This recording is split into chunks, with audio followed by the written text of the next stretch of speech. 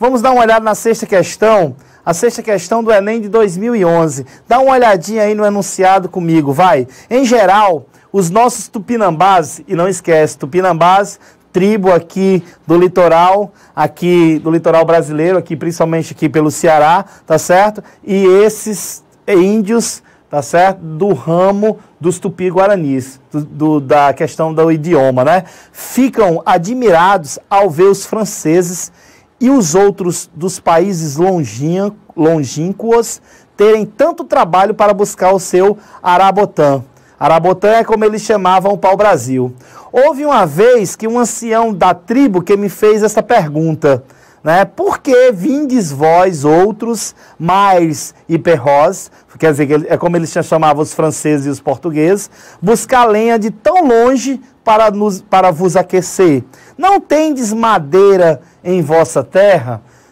Jean Delery, Viagem à Terra do Brasil, em Fernandes F. Mudanças Sociais no Brasil, São Paulo, de Fel, 1974. Jean Delery, esse francês que esteve aqui, resolvi uma questão dele na semana passada, do Enem também. Veja como o Enem gosta do Jean Delery, tá certo? O Jean Delery vai dizer que uma vez um ancião perguntou por que eles vêm pegar madeira aqui tão longe da Europa, né, aqui na América, madeira para aquecer eles. Ou seja, não tem madeira lá onde você mora, eles acham que a questão da madeira é para eles fazerem o que os índios fazem aqui. A madeira serve para quê? Colocar no fogo para se aquecer. Mas você tem que lembrar, pessoal, você tem que lembrar que a madeira do pau-brasil era buscada aqui na América, não para questão de madeira para servir como lenha para fogueira, para servir como lenha para aquecer qualquer coisa. A questão da madeira do pau-brasil era de onde era extraída uma tinta, né? Uma tinta vermelha,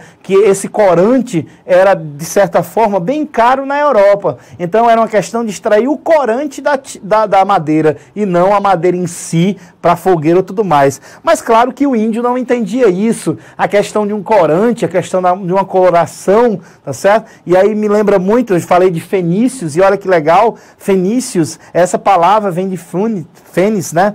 Que é vermelho, porque lá na Fenícia, no Líbano, eles eram grandes navegadores, a Fenícia fica às margens do mar Mediterrâneo, eles tinham um caramujozinho chamado Múrice, ou Murex, de onde se extraía uma tinta vermelha. Por isso que os fenícios foram chamados de vermelho, seria vermelho escuro, né? E eles vendiam essa tintura, porque eles vendiam para o Egito, vendiam para a Mesopotâmia, porque essa tintura era caríssima. As roupas, o tingimento de vermelho era algo dificílimo.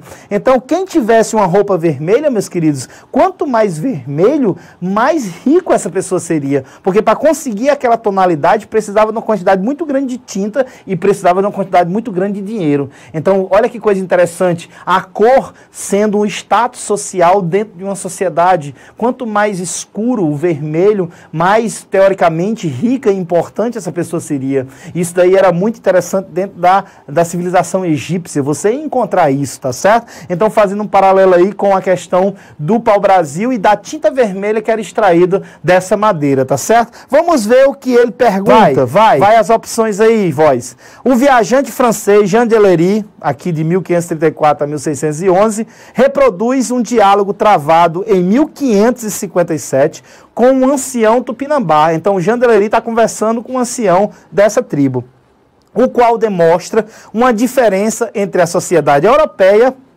e a indígena no sentido de que, qual é a diferença aí nesse diálogo? Nesse diálogo, tá certo? Porque diferenças, desculpe, existem muitas, mas nesse diálogo que você viu, o índio perguntando, ei, tu não tem madeira lá não para se aquecer? Por que você vem atrás da madeira aqui do outro lado do oceano, tão distante de sua casa? Onde, na verdade, os caras vieram atrás dessa madeira, não pela madeira para o fogo, mas pela madeira para se extrair algo, para se vender. Ou seja, uma questão comercial, uma questão financeira, uma questão mercantilista, né? De ganhar o quê? Quanto mais aquela coisa da balança comercial favorável, né? Que é uma característica do mercantilismo, assim como o metalismo que eu coloquei na lousa, existia balança comercial favorável, ou seja, vender o produto para entrar cada vez mais ouro dentro do seu país, ou seja, para a sua balança ficar positiva, tá certo? Então vamos lá as opções. O diálogo entre o índio e o Jean-Deléry, ou seja, a pergunta diz, demonstra uma diferença entre a sociedade europeia e a indígena no sentido de que? Do destino dado ao produto do trabalho nos seus sistemas culturais. Epa, deixa eu ler aqui de novo. Vamos ver a pergunta, vamos lá. O qual demonstra uma diferença entre a sociedade europeia e a indígena no sentido de que? Aí você vai ter uma diferença, lembra, entre a questão do pau-brasil. O índio acha que é para uma coisa, mas o homem branco, o europeu, pega esse pau-brasil para outra coisa, ou seja, extrair tinta, e não realmente para o que o índio acha que seria o sentido certo, que a madeira forneceria, sei lá, a construção de alguma coisa, ou serviria para colocar no fogo, né? Como lenha, como o próprio ancião diz. Então quer dizer que, e o indígena no sentido de quê? Do destino dado ao produto do trabalho nos seus sistemas culturais. Olha, essa daí tem tudo a ver com o que o texto fala, tá certo? Do destino dado ao produto do trabalho. Quer dizer, o índio acha, qual a diferença? O índio acha que esse produto vai servir para lenha. Já o europeu, com sua visão mercantilista, vai pegar esse produto e vender esse produto não da madeira, não da lenha, porque isso não daria dinheiro, porque essa lenha teria em quase todas as madeiras, tanto na Europa como aqui, mas sim da tinta que era extraída dessa madeira. Então isso vai servir o destino do produto do trabalho no sistema final e cultural. Então essa letra A vamos deixar em off, porque ela está, de certa forma, correta. Letra B, da preocupação com a preservação dos recursos ambientais. Aí, meu querido, essa daí você olha e ri, porque não tem nada a ver com questão de preservação.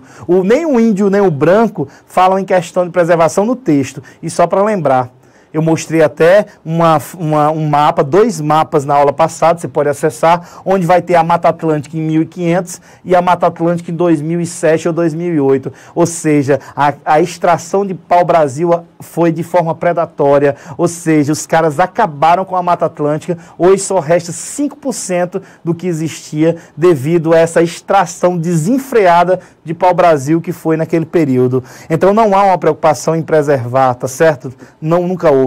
Letra C, do interesse de ambas em uma exploração comercial. Pessoal, a exploração comercial com certeza vem da sociedade europeia. Agora, o interesse dos índios pelo lucro do pau-brasil, aí é brincadeira, né? Aí é brincadeira, né? Como diria aquele comentarista, brincadeira, né? Então, letra C também está falso. Letra D, da curiosidade, reverência e abertura cultural recíproca.